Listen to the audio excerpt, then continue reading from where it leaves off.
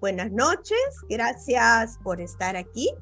Hoy vamos a compartir nuestra experiencia como gestores de cine, teatro irracional.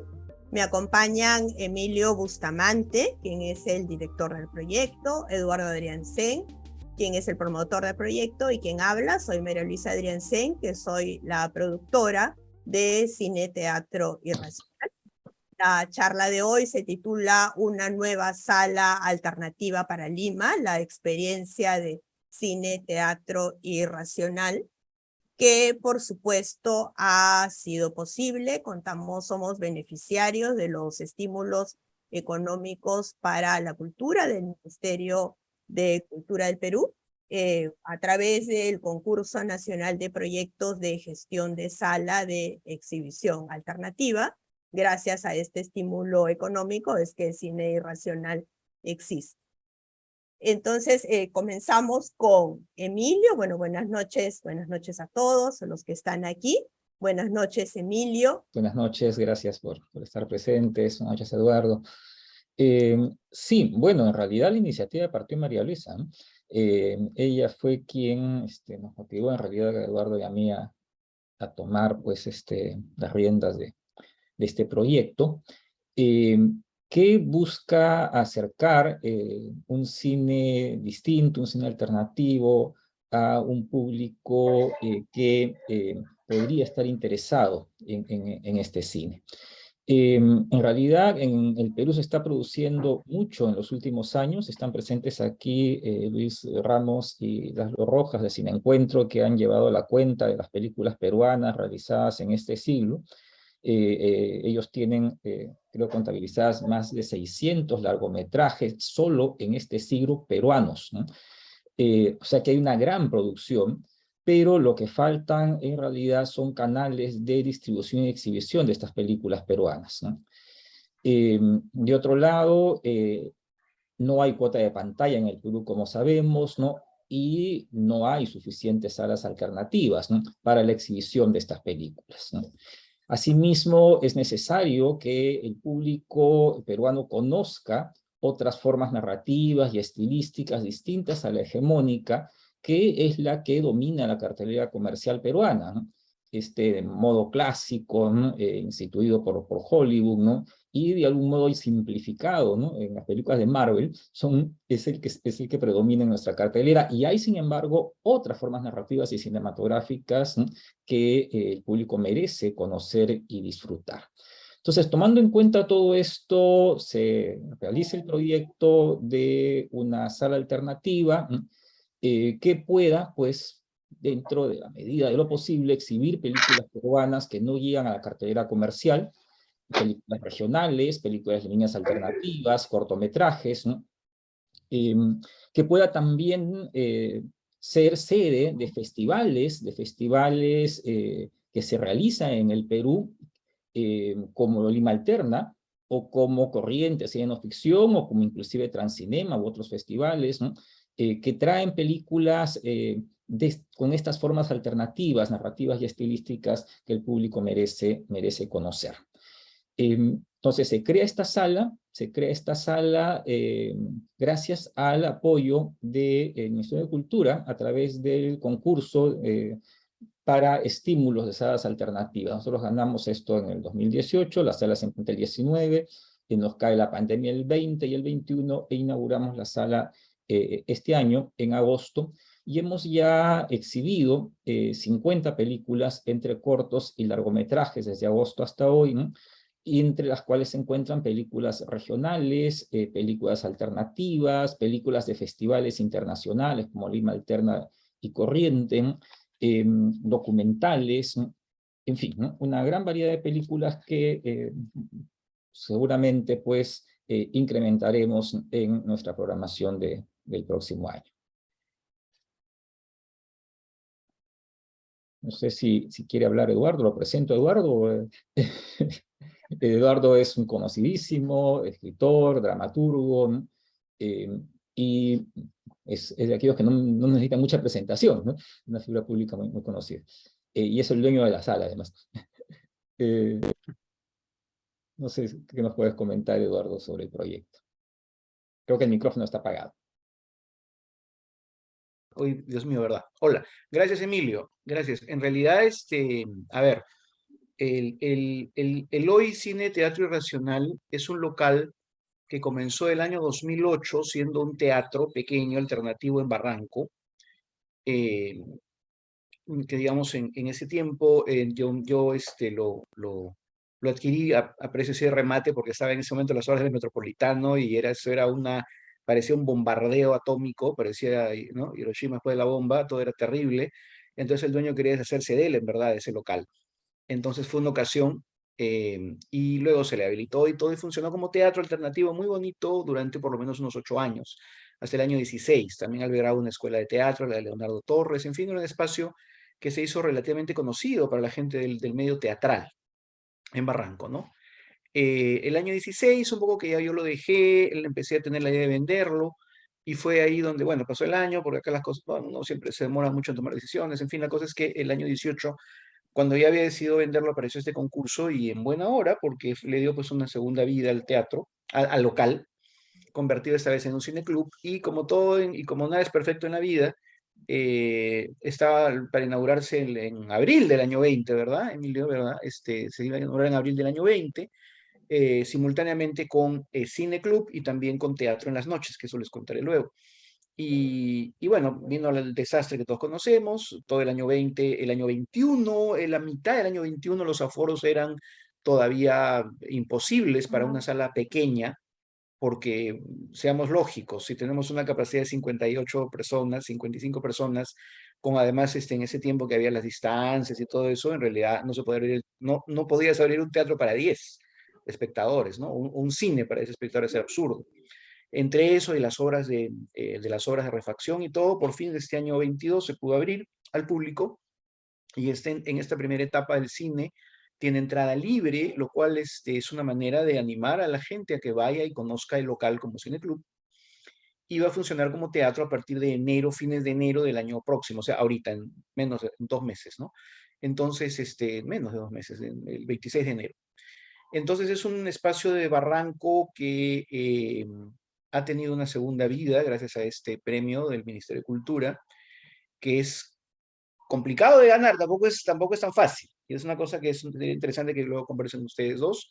En caso que haya más convocatorias del DAFO para abrir locales y todo, es bien complicado porque comenzando al ser un premio del Estado requiere de una minuciosísima explicación de cada ítem de gastos y con una muy minuciosa y muy acuciosa, digamos, observación de que todo esté dentro de las licencias, lo legal, ¿me entienden? O sea, cero informalidad, cero, tengo mi espacio y lo abro, qué lindo. No se puede. O sea, necesita tener absolutamente todos los criterios de la legalidad en la medida que es beneficiario del Estado, lo cual me parece lógico, ¿no? Obviamente, es beneficiario del Estado, tiene que tener todas las garantías de la legalidad y toda la explicación y todas las justificaciones de cada, literalmente de cada cosa.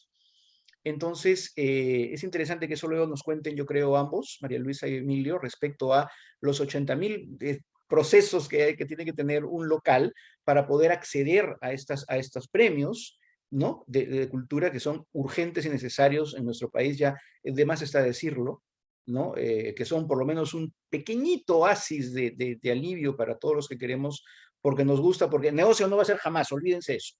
¿No? Para los que no, jamás, olvídense, no es negocio, en absoluto, en lo más mínimo. ¿Ya? Pero va a ser una manera de poder trabajar a los que nos gusta esto de difusión cultural y hacer cultura viva en nuestro país. Entonces, los dejo con ellos. Gracias, Eduardo. Efectivamente, ¿no? Hay unos requisitos, ¿no? Para poder acceder al estímulo, y una vez que se recibe el estímulo, bueno, hemos tenido que adecuar la sala para el cine, ¿verdad? O sea, ha habido que comprar proyector, ha habido que comprar ecran, butacas, ¿no es cierto? Adecuar la sala para una exhibición cinematográfica de calidad, ¿no? Para que la gente se sienta cómoda, ¿no? Y vea las películas con buena calidad de imagen y sonido. De estos detalles creo que se puede ocupar María Luisa, quien ha sido la principal gestora en esta área. Te escuchamos, María Luisa. Hola, sí, un poco que siempre me preguntan qué es lo primero que se necesita para poner una sala de exhibición alternativa. Y de hecho que lo primero que necesitamos creo que es un proyector. Entonces es como que el primer paso, tenemos un proyector láser, un proyector de 8000 lumens, que es bastante bueno, y es un poco la proyección y el sonido. Creo que son los dos piezas fundamentales para comenzar y para tener efectivamente una sala. Ahora, el racional realmente lo remodelamos, o el irracional, lo remodelamos completamente. Un poco que conservamos de local las paredes exteriores y nada más porque por dentro lo hemos vuelto a hacer. Pusimos una gradería fija, pusimos butacas cinematográficas, un sistema de sonido 5.1, el proyector que les digo, además de, bueno, el sistema de proyección a través de la computadora, pusimos un ecrán perforado fijo para poder también ofrecer una calidad cinematográfica y, bueno, remodelamos los baños, remodelamos el lobby. Entonces, en verdad, invertimos buena parte del estímulo económico en reconstruir o remodelar la sala para poder, digamos, ofrecer al público la experiencia más cercana a lo que es un cine, ¿no? O sea, un poco que la idea es entrar y sentir que estamos en un cine, ¿cierto, Emilio? Así es, Mayo. Gracias. Yo quería mencionar aquí las películas que hemos exhibido. No quiero aburrirlos, pero me parece importante porque son buenas películas y además estamos agradecidos con los directores y con las personas que nos las facilitaron, ¿no? Entonces, hemos pasado Mujer de Soldado, película de Patricia Vice, producida por Jenny Vela Patiño, Desde el corazón, de Francisco Adriancén, la película puneña Marcados por el Destino, de Óscar González Apaza, es un director que acaba de ganar, además, un premio, acaba de terminar su segundo largometraje, con un estímulo del Estado también para cine regional, El Hijo del Viento, de Flaviano Quispe, otro director puneño muy conocido, el director del Huerfanito. Pasamos dos películas huancaínas, Te juro amor eterno, de León Cáceres y Luis González, y Guarmi, de Daniel Núñez Durán, un director también muy conocido por su película Madre. Guarmi es hasta ahora su último largometraje, lo exhibió y vino a Lima además con su equipo para conversar con el público luego de la exhibición de la película. Hemos visto Cantut, el arte de la persistencia, de Karen Bernet, un importante documental hecho este año, exhibido este año, ¿no? Con presencia también de la directora. Wick, de Rodrigo Moreno del Valle, que no duró mucho en cartelera, a pesar de ser una película de calidad, interesante, la vimos ahí. Dos películas estudiantiles bien interesantes, Cinema Express, de Renzo Leiva, y Las chicas en EP4, de Jimena Medina, Romina Abraham, Valeria Marín y Francesca Bobbio, que posiblemente fue una de las mejores películas exhibidas el año pasado, en general, de las películas peruanas exhibidas el año pasado, y estas las vimos también con presencia de sus directores. Vimos Voz Dinamitada, de Miguel Vargas Rosas, un director guanuqueño también con presencia del director. Chung y Horror sin lágrimas, de Felipe de Gregori, con la presencia de Hilberto Jiménez, del artista de Hilberto Jiménez, quien nos acompañó y conversó con nosotros, ¿no? Tuvimos también una conversación con el director Jim Finn, una conversación híbrida. Nos conectamos por internet con el director que vive en Estados Unidos sobre un largometraje suyo en torno a Sendero Luminoso.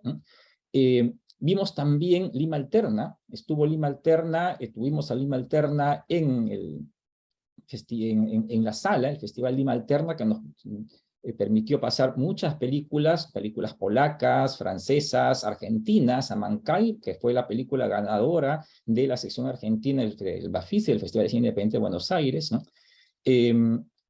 Luego hemos visto también Posesiva de mí, de Andrés Mego, sobre el grupo del pueblo del barrio, con la presencia de Piero Bustos, ¿no? El famoso, el conocido cantante y compositor del pueblo. Lima Huas, la película de Alejandro Rossi. Cerro Saturno, de Miguel Hilari, también dentro de la programación, en este caso de Lima Alterna, ¿no? Las ganadoras de premios del Festival de Lima Alterna también estuvieron presentes en la sala. Y también fuimos sede del Festival Corriente, Encuentro de Cine de No Ficción. Tuvimos 4 fechas, ¿no? Siendo sede de este importante festival de no ficción, que es un festival arequipeño, conducido por Eduardo Ibarra y Vicky Arias, ¿no? Que estuvieron también presentes conversando con el público sobre las películas que se exhibieron largos y cortometrajes, ¿no? Vimos Mapacho, de Carlos Marín, y vimos Invasión Drag, ¿no? De Alberto Castro, ¿no? Con la presencia también de Alberto Castro, el director de la película. Y estamos culminando nuestras exhibiciones de este año con cortometrajes de Francisco Adriancén, 6 cortometrajes restaurados de Francisco Adriancén, y su largometraje de Las Bim Bam Bum Tropicana, que es un largometraje en el que conversa con otro director muy importante como es Jorge Viñati. Esa ha sido la programación de este año. Como repito, hemos programado 50 películas entre cortos y largometrajes, 29 largos, 21 cortos, 10 películas de ficción, 40 películas de no ficción, 29 películas peruanas y 21 películas extranjeras en total. Yo quisiera, Emilio, un poco que nos cuentes para aquellos que nos están escuchando, que tal vez se han conectado a la charla pensando que quisieran poner una sala de exhibición alternativa. ¿En qué es lo primero que tienen que pensar? Bueno, lo que tú has dicho, ¿no? Que se vea y se escuche bien, ¿no? Aquello que se va a exhibir, ¿no? O sea, la calidad de la proyección y del sonido debe ser lo primero, ¿no? La comodidad de la sala también creo que es importante, ¿no? Que los asistentes se sientan cómodos, ¿no? en la sala, ¿no? Me parece que eso es lo fundamental. Ahora, nosotros ofrecemos también conversación luego de las funciones. Estén o no estén presentes los directores, lo que promovemos es un poco la discusión sobre la película, la información sobre la película que pretendemos brindar también a los espectadores, ¿no? Nos interesa escuchar también sus opiniones, ¿no? Esa es una labor más propia de un cine club, ¿no? Que de una sala alternativa específicamente, ¿no? De algún modo hacemos también esa labor. Y yo creo que es importante, ¿no? Que es importante que se realice esa labor, ¿no? Porque de alguna manera una sala nos brinda la posibilidad, ¿no? De conversar con otras personas de manera directa, ¿no? Porque sí, algunas de estas películas alternativas podrían verse de repente, ¿no? Por plataformas alternativas, pero ese es un visionado pues individual, aislado, ¿no? Y siempre como o casi siempre, ¿no? Luego de ver una película, se siente la necesidad de compartir, ¿no? De compartir las emociones o las reflexiones que esa película puede haber provocado en uno con otras personas, ¿no? Con otros pares, ¿no? Entonces creo que eso también es importante a tener en cuenta. Y Eduardo, Emilio, cuénteme un poco, ¿se ha abandonado la cultura del cine club? O sea, yo recuerdo que cuando era niña el cine club era un asunto fundamental en la vida de todos, y todos alguna vez fuimos a uno. ¿La cultura del cine club está en declive? ¿Puede volver a resurgir? ¿Qué piensan sobre ello? No sé, le paso creo a la posta Eduardo, porque un poco Eduardo y yo somos de la misma generación, y claro, hemos visto asistencias activas a Cine Club, ¿no es cierto? El Don Bosco, por ejemplo, ¿no?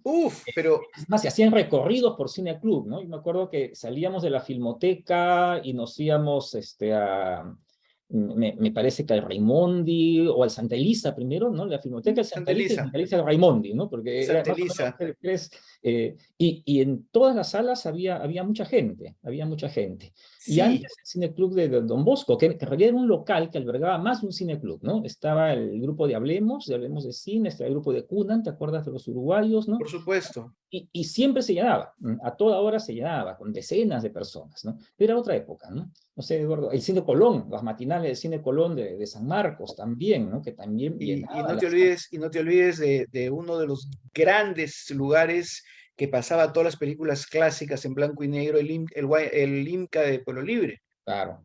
Que fue importantísimo, al menos para mí, ¿no? Que vivía cerca en Jesús María, el IMCA de Pueblo Libre era importantísimo. Los domingos yo iba mucho.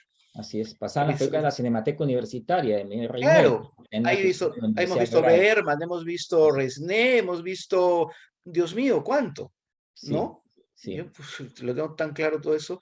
Claro, lo que pasa es que tenemos que contextualizar como siempre, ¿no? En el momento histórico, social en el que estamos, en el mundo en general, ¿no? No solo en el Perú. Estamos hablando de una época en la cual, primero que estamos hablando de yendo así un poquito, ¿no? Tratando de armarlo para que quede así como claro. Primero que hablamos de un país como el Perú, que nunca se caracterizó por tener una maravillosa cartelera como Buenos Aires o como el DF o como, ¿no? O como en fin, ¿no? Sin embargo, en los años 70, 60 y 70 la cartelera era muy buena, era bastante buena, comparada con lo de ahora, era París esto, ¿no? Comenzando, pero empecemos, digamos, en todo caso, que no era fácil, igual en el Perú, ver todo el cine, ¿no? El gran cine clásico que se ha hecho en el mundo. Y entonces los cineclubes en realidad lo que cubrían era esto, o sea, lo que hizo el cineclub fue para bastantes generaciones, porque yo creo que los cineclubes duran por lo menos unos 30 años, 25 años, ¿verdad, Emilio? Entre que se empiezan a ser conocidos en los 60 hasta que se cayeron en los 80 como todo en la vida, ¿no? O en los 90 en todo caso, inicio. Son como 25 años en los cuales yo creo que el Cine Club cubrió la cultura cinematográfica de mucha gente respecto a la historia del cine. O sea, al margen de la cartelera, que aún así era bastante buena la cartelera comercial, insisto, es importante decirlo. La cartelera comercial de antes traía Bertolucci, traía Fellini, traía Viscontis, era otro mundo. Pero al Fellini. margen de eso, el Cine Club lo que tenía era que, por ejemplo, como digo, el IMCA exhibía todas las películas clásicas. Yo he visto Avaricia de Von Stroheim ahí, he visto El nacimiento de una nación de Griffiths, o sea, hemos visto el cine fundacional y toda la cinematografía, no solamente occidental, también japonesa, ¿verdad? O sea, hemos visto todo lo que se podía ver de clásicos y cubría nuestra cultura cinematográfica. Yo desde muy chiquito, también en el famoso cineclub del Ministerio de Trabajo, ¿no? En el piso 5, que fue un cineclub importantísimo.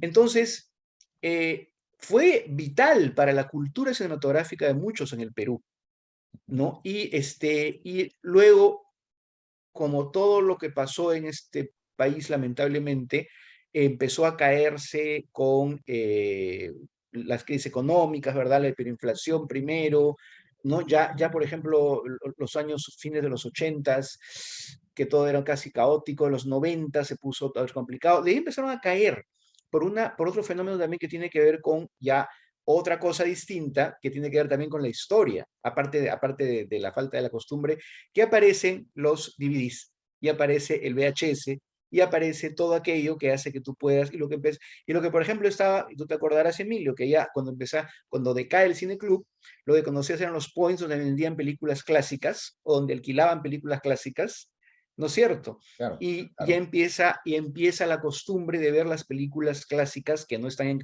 Y ahí empieza a irse al diablo la cartera comercial también, de paso, no es simultáneo.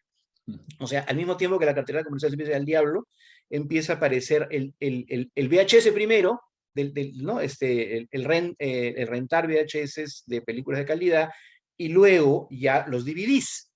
Luego viene la época dorada, ya el siglo XXI, de comprar las películas en el hueco, comprar las películas en polvos azules, comprar donde están los grandes conocedores del cine universal, que eran, por favor, todos los conocíamos con nombre, ¿no? Que te vendían las películas que ganaban el festival de, Dios Bueno, mío, de Tailandia, la tenían al día siguiente.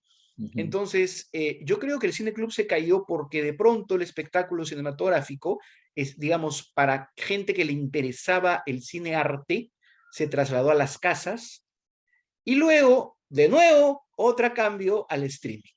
Sí, Entonces ya viene el movie, el filming, el Netflix, el HBO y 70.000 cosas más. Entonces el Cine Club, yo creo, en mi opinión personal, que en este tiempo que nos toca vivir y en el que estamos ahorita, tendría que volver a retomar una labor más bien pedagógica en términos de las personas que asisten al Cine Club, tener una experiencia que vaya más allá de ver solo la película y que vaya también más al conocer al cineasta, a la cineasta, ¿no es cierto? El contexto sociohistórico en el que la película se hace, a qué responde. Por eso es importante la presencia de los directores en el Irracional, por eso es importante la presentación de las películas a la vieja usanza, como el Ministerio de Trabajo, porque yo creo que en todo caso la manera de tener una experiencia interesante ahora con una película es conocer más allá de simplemente exhibirla y ya. Así Es es. cosas como que no te van a venir en ningún bonus track, sino tiene que ser alguien que conozca de cine, que te hable de esto, que te ubique creativamente en dónde está la cineasta, el cineasta que presenta esto, cuál es su preocupación, cuál es su estilística, cuáles son sus conceptos cinematográficos, sus influencias, cuántas cosas que no te las va a dar nadie si no es una experiencia ritual compartida como era el teatro, en la cual tú puedas, o sea, el teatro tiene esa gran maravilla de ser un ritual compartido siempre, donde está la gente delante de la gente. Lo que hay que tratar de quitar en el cine club es que simplemente sea una experiencia de ver una película, sino volverla un ritual de gente que presenta algo para conectarse con gente, conversar con gente luego y comunicarse con gente que ve un espectáculo y no dejarlo solamente en lo exhibo y ya. Es lo que me parece que es lo que tiene que dar una nueva viada, en todo caso, al espectáculo del cine, convertirlo en una experiencia que vaya más allá de visionado, sino bien pedagógica, bien de eso, de conocer qué estamos viendo. Así es. Sí, sí, cambió mucho, ¿no? Cambió mucho Uf, la experiencia. Como tú dices, estaba el Ministerio de Trabajo, estaba el INCA, ¿no? Eh, bueno, y estaban también las embajadas, ¿no? Las películas que daban las embajadas, ¿no? De algún modo nos nutríamos del cine clásico, del cine mudo, inclusive a través de la exhibición en la Asociación Cristiana de Jóvenes, en el local de la Asociación Cristiana de Jóvenes. Nos nutríamos de lo que se hacía a nivel internacional a través de las embajadas, y la cartelera comercial peruana efectivamente era mucho más variada. Había olvídate. películas, como tú dices, de Bergman, de Fellini, de Mm. Visconti, de Bertolucci, ¿no?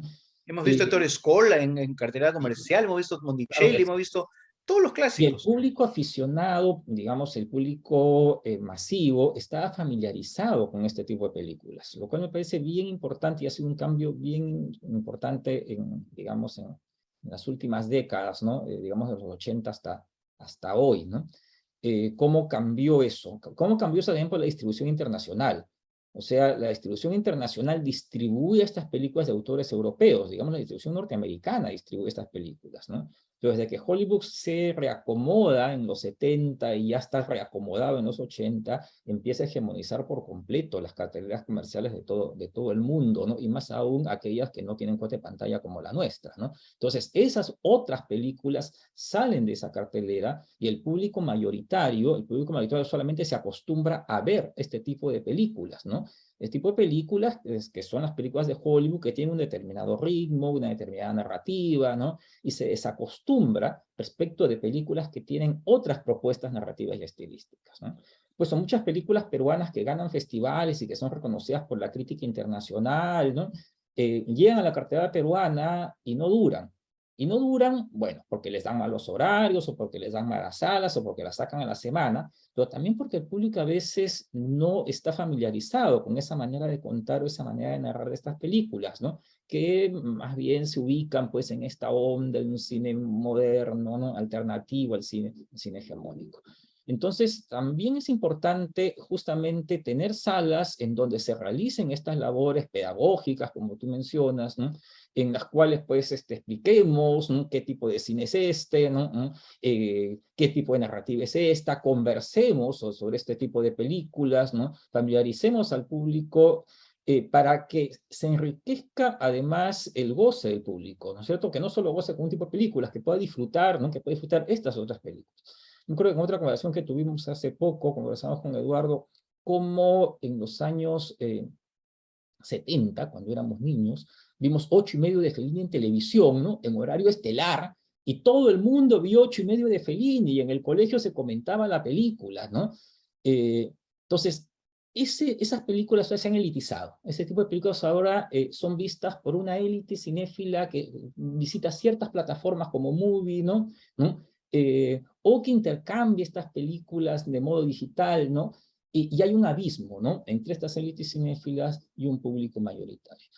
Lo que yo creo que sería importante justamente estimular, ¿no?, la creación de más salas como la nuestra, ¿no?, en barrios, ¿no? Nuestro está en un barrio en realidad, ¿no?, para atraer a un público, ¿no?, a un público que no sea pues un público elitista, ¿no?, que sea un público, digamos, mayoritario, ¿no?, estimular, ¿no?, el gusto por otras formas, ¿no?, de cine y la discusión y la conversación sobre estas otras películas, ¿no?, que se hacen, ¿no?, en el mundo y también en el Perú. Claro, estamos hablando, Emilio, de que, por ejemplo, te digo, yo recuerdo clarísimo, porque yo era un niño absolutamente, bueno, aparte del cine todo el tiempo, de televisión, ¿no? Vivía enchufado a la televisión. Y el ciclo del estelar del domingo del Canal 4 se abre con una película de Jules Dassin, nada menos, que es Topkapi, con Melina Mercuri, Sí, que claro. es un thriller muy divertido, ¿no? De un robo de un diamante, pero eso te da una idea del grado de apertura que la misma televisión incluso tenía exhibición de películas así. Dime ahora si tú vas con una película de Jules Dassin o un cineasta francés a un canal, a ver si te la va a pasar. Jamás, eso ya no existe, Sí, no pues. existe. Es impresionante el cambio. Yo quiero preguntarles también si es que eh, realmente, de hecho, existe una necesidad de armar un circuito alternativo en el Perú, en Lima, en regiones, que creo que a través de los estímulos del ministerio poco a poco se va armando y se va configurando.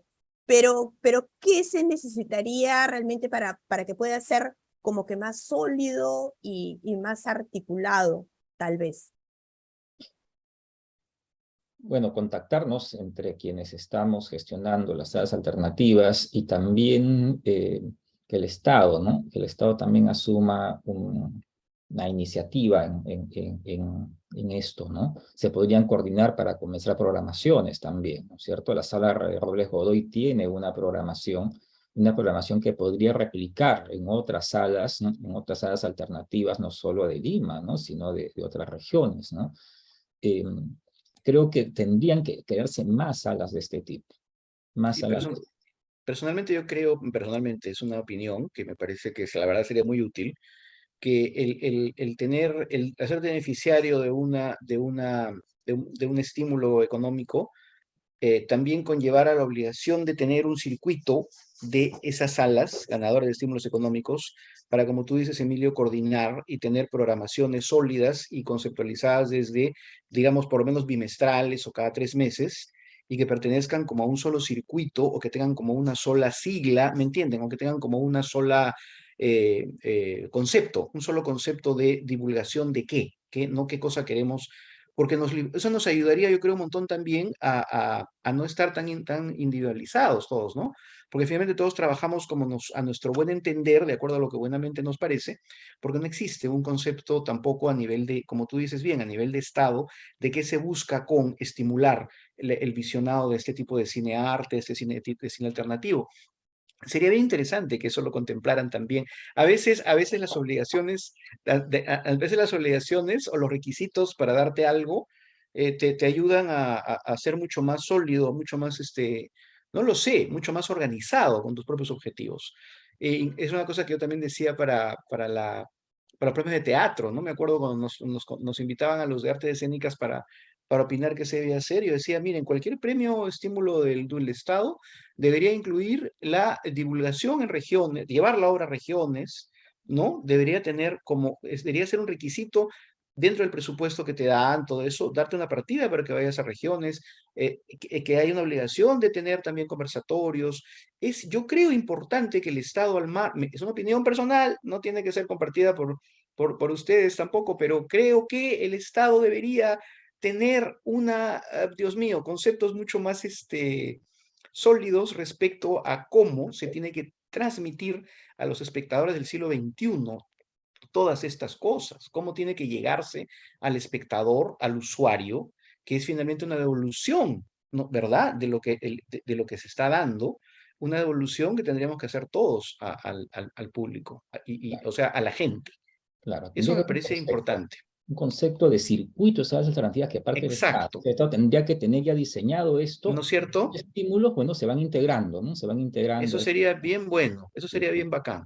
Y Es una otra buena cosa, sugerencia también para DAFO, creo también. O pues, sea, tratar de crear esa cadena, ¿verdad? O ese circuito para que sea efectivamente, pues, ¿no? Esta es una sala, ¿no? Patrocinada por el Ministerio de Cultura, entonces exhibe ese tipo de películas, ¿verdad? Este tiene ese programa para esa sala, este tiene este tiempo, este programa, esta otra, pero todo tiene como ¿me entiendes? ¿No? claro, y Un podemos saber dónde concepto. hay salas, dónde no hay, también para saber Exacto. a quiénes darle los estímulos luego, ¿no es cierto? Exacto, yo creo que es importante eso. Me parece que ahí está muy bien que haya estímulos, obviamente, pero falta organización para poder hacerlo como mucho más, este, eso, Sí. más sistematizado.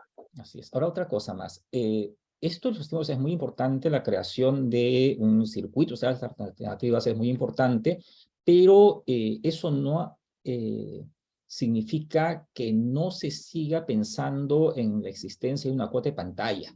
Yo creo que sí es necesario que además haya una cuota de pantalla, ¿no? Para poder llegar pues también a un público más amplio aún, ¿no? Que asiste comúnmente a estas salas del circuito comercial, ¿no? Entonces, una cosa no significa que no se siga intentando, ¿no? Que exista la otra. Como hemos dicho también en otras ocasiones, ¿no? Sí existen las condiciones para que haya cuota de pantalla, ¿no? Lo permiten los tratados de libre comercio, además, ¿no? Lo que falta es, sí, pues, una voluntad política, ¿no?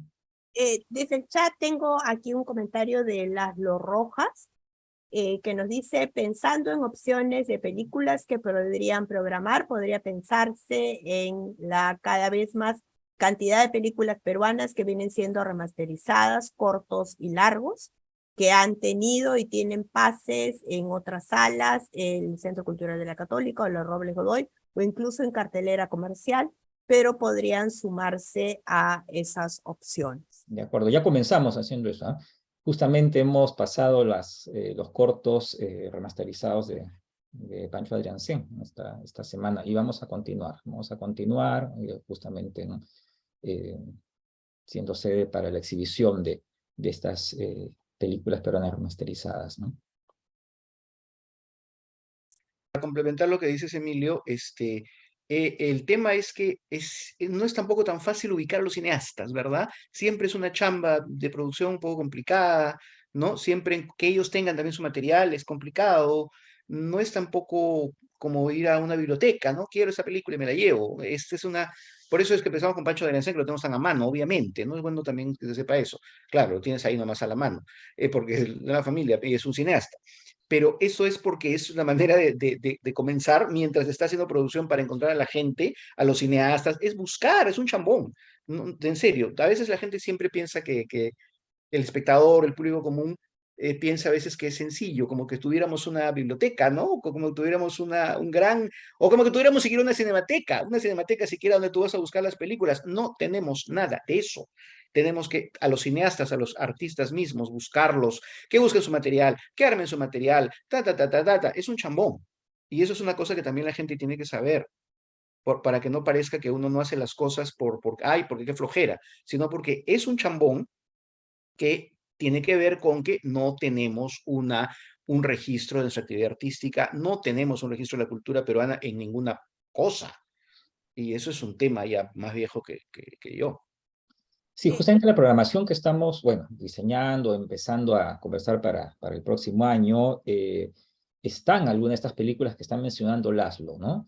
El Rey, sí, sería muy bueno pasar El Rey, la película de Juan Carlos Torrico, Profesión Detective, la película de Huayhuaca, que ha sido restaurada también justamente por Pancho Adriancén, ¿no?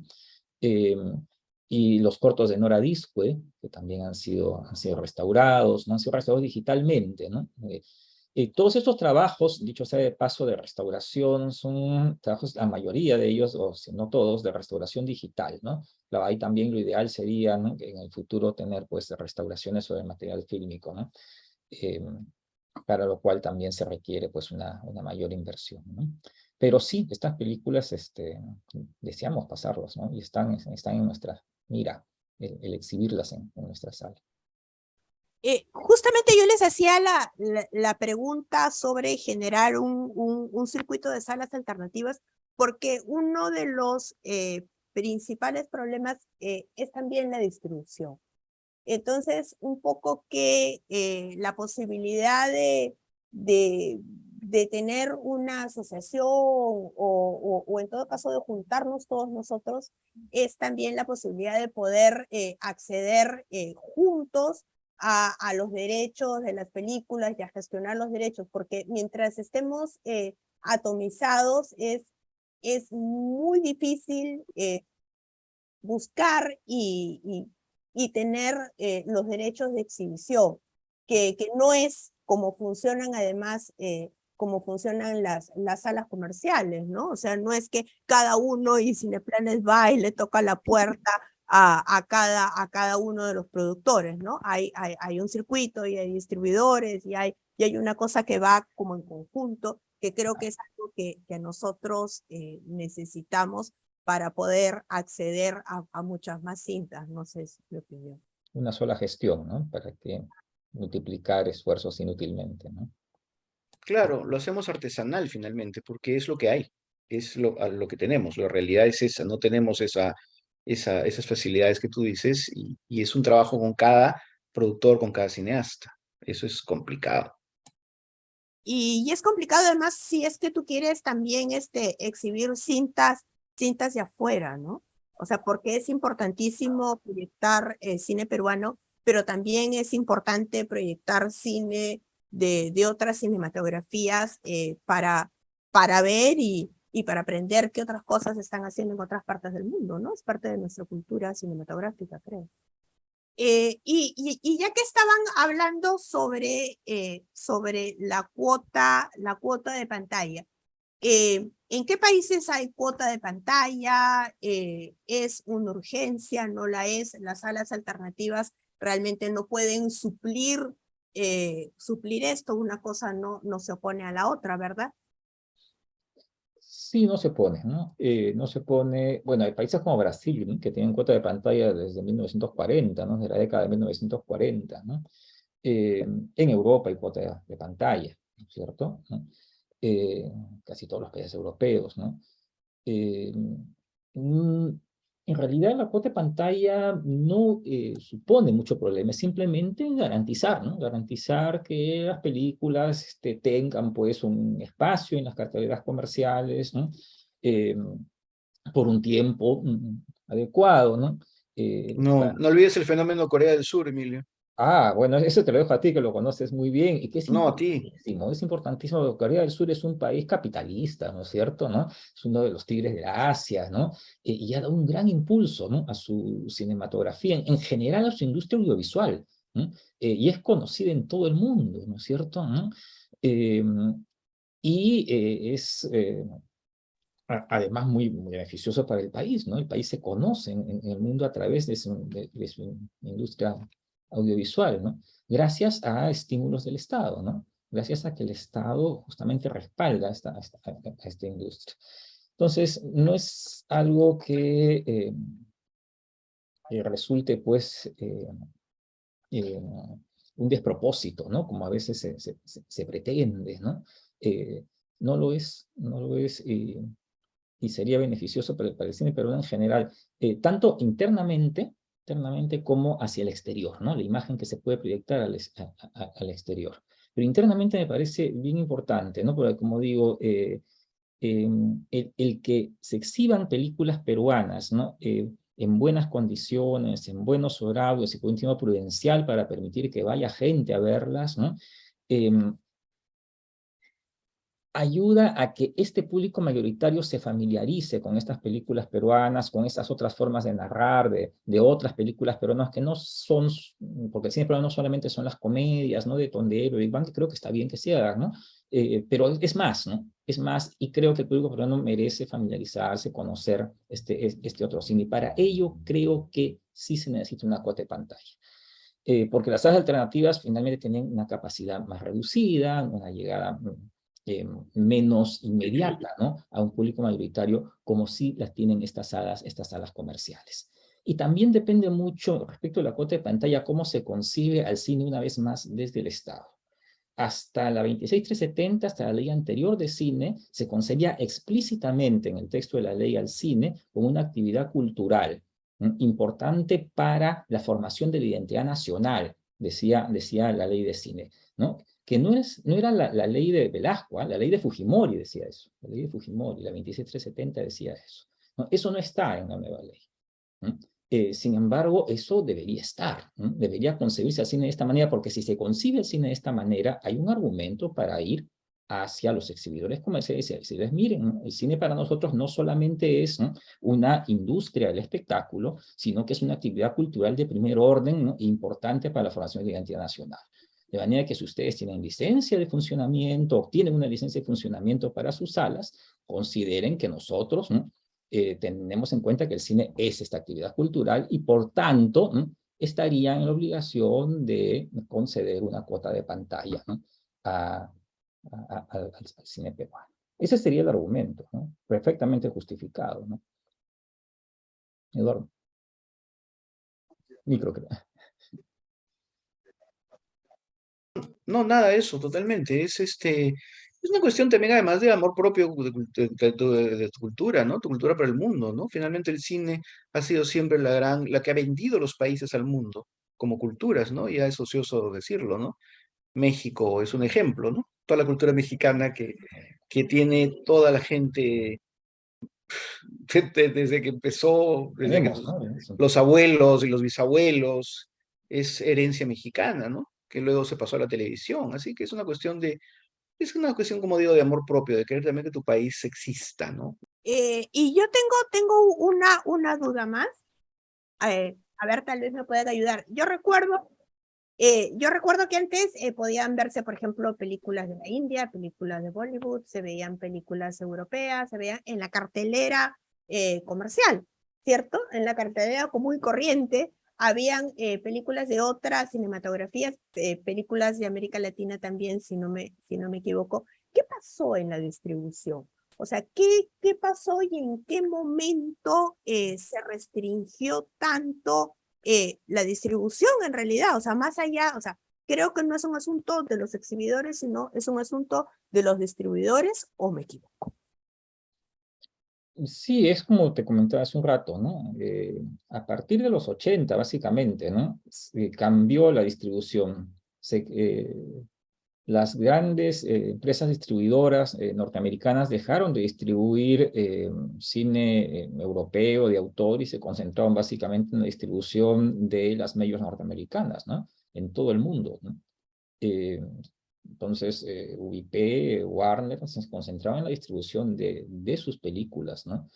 Y esto es lo que ha sucedido, ¿no? Y son muy poderosas porque ofrecen, pues, películas todo el año a las exhibidoras, ¿no? Entonces las distribuidoras pequeñas, ¿no?, tienen poca capacidad para poner sus películas en las salas, no solo en el Perú, en todo el mundo, ¿no?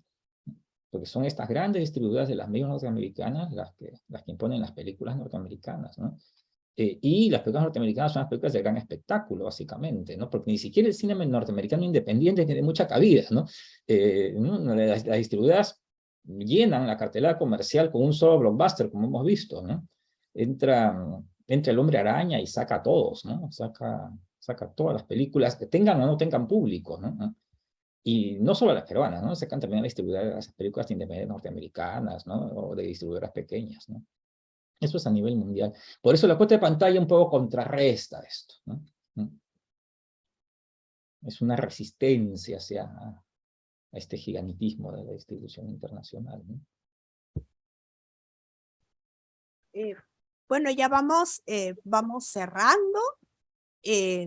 No sé un poco si alguien está pensando armar un proyecto para presentarse a los estímulos económicos del Ministerio el próximo año. Si quisiera que les contemos un poco alguna experiencia, algún consejo, tal vez alguien está pensando en presentarse por aquí. Tienen que ser muy, muy, muy, muy, muy, muy, muy pacientes y muy cuidadosos para llenar los 539.200 formularios. Eso hay que decirlo. Es complicada la postulación. Tiene 57.500 ítems que hay que llenarlos bien, porque si no, no califica, ¿no? Me parece, ¿no? Sentido común, pero igual hay que decirlo, porque muchas veces la gente siente, pero ¿por qué no me hacen caso si el proyecto está lindo? Porque no está exactamente como pide el formato de postulación. Esa es la historia de toda la vida. Entonces eso, prestarle muchísima atención a los requisitos, a lo que se pide. No pensar que se van a pasar de algo, no, te van a llamar a decir, te falta esto, falta esto, falta esto, y lo tienes que poder solucionar. Es un trabajo impresionante. Eso es bueno que se tenga claro, creo, me parece, ¿no? No es nada fácil, pero hay que hacerlo porque bueno, el hecho es que se puede, ¿no? Se ve que se puede, pero hay que ser muy minucioso y muy cuidadoso, muy acucioso con todo eso. Y creo que también el tener una idea clara, ¿no? El saber, quiero poner esta sala, pero ¿para qué? Este, hacia dónde va, cuáles son mis criterios curatoriales, Exacto. hacia dónde va mi propuesta, qué tipo de cine quiero proyectar y cómo voy a programar, ¿no? O sea, ¿Quiénes son los beneficiarios, ¿no? También, ¿no? ¿quién es mi público objetivo? Así es. Sí, eso es importante. Y tal vez acercarse un poco al barrio, ¿no? Porque el cine de barrio también es algo que ya se perdió, creo yo. Esa también es una intención nuestra, ¿no? Acercarnos al público vecino, ¿no? El que tenemos ahí, cerca de la sala. Ya se perdió el público del barrio, ya la experiencia de ir al cine ya no es una experiencia de los chicos que estaban ahí montando bicicleta. Yo tengo la experiencia que no se ha perdido del todo, porque por lo menos ahora se acerca gente a preguntar, ¿no? A la sala, ¿qué van a dar? ¿Qué están dando? ¿No? Preguntan sobre el teatro también, Eduardo, ¿no? Preguntan, van a dar, va a volver el teatro, ¿no? La gente del barrio, ¿no? La gente del barrio, ¿no? Entonces, sí, el que haya una sala en un barrio es importante, te atrae la atención, ¿no? Es algo que efectivamente no se ha visto hace tiempo, ¿no? No se ve con frecuencia, ¿no? Pero por lo mismo, ¿no? Por lo mismo despierta interés, ¿no? Creo que hay que aprovechar también ese interés, ¿no? Y esa es una pregunta, ¿la pandemia ha cambiado los modos de consumo, los patrones de consumo con el cine? Veo que la gente se está acercando más al teatro para ver un espectáculo, sí, ¿no? El cine se ha vuelto algo, una experiencia individual más que colectiva. Realmente la pandemia nos ha cambiado absolutamente la forma de disfrutar el Se ha espectáculo. acentuado la tendencia, ¿no? Se ha acentuado esa tendencia con el streaming, ¿no? Sí, sí es verdad. Pues eso también lo que decía Eduardo, ¿no? Recuperar, ¿no? Esa experiencia colectiva de ver cine, ¿no? El de compartir la experiencia, ¿no? De que sea una cosa vivencial, ¿no? Como el teatro, ¿no? Claro, es diferente, ¿no? El teatro tienes a los actores, hay ese contacto, ¿no? Distinto, ¿no? Eh, pero en el cine se da el contacto entre el público, ¿no? Porque finalmente están compartiendo una misma experiencia, ¿no? Están compartiendo la experiencia de la pantalla, de lo que están viendo en la pantalla, ¿no? Y, y se trata de prolongar un poco esa experiencia también después de ver la película, ¿no? Entonces recuperar eso que me parece muy importante. Yo creo que el Cine Club siempre ha sido, hablo por mi experiencia, no sé si la de Emilio, ha sido un lugar en el cual también tú conocías a mucha gente que le gustaba lo mismo que tú. Claro. Era un espacio en el cual conocías a gente friki como tú, ¿no? Que le gustaba pues este cine arte, ¿no? Que le buscaba algo, un cine mucho más, ¿no? Que tenga más una cuestión artística que simplemente entretenimiento puro. Y es un buen lugar para eso, para también cultivar relaciones humanas, amicales, emocionales, así como los chicos van a ver Wakanda Forever con la enamorada para comer maíz y ahí caerle a la chica quinceañera. Yo pienso que el Cine Club también es un espacio social interesante para los adultos o para los jóvenes que quieran también encontrar gente afín a sus intereses y no solamente en una red social, sino también como seres humanos, ¿no? Pienso que eso es importante también de vender. Es un espacio de encuentro de gente que le gusta lo mismo que tú. Así como hay congresos, así como en Arenales se juntan todos los otakus, se juntan todos a ver su cosplay, ¿verdad? Así como hay points de gente donde trata de juntarse porque le gusta lo mismo, el Cine Club siempre será un lugar en el cual encontrarás gente que está en tu misma onda. Es como un espacio, es una especie, club, por eso la palabra club. Es un lugar donde vas a encontrar gente como parecida a ti que le interesa lo mismo y es una manera de paliar también la falta a veces de compañía en este mundo cruel. Así que nada, es que hay que rescatar también esa parte social de ir al cine, ¿verdad? Así Como es. experiencia. Eso, gracias. Vayan al teatro, al Cine Teatro Racional en Balta 170 Barranco. Sí, Muchas muchas gracias.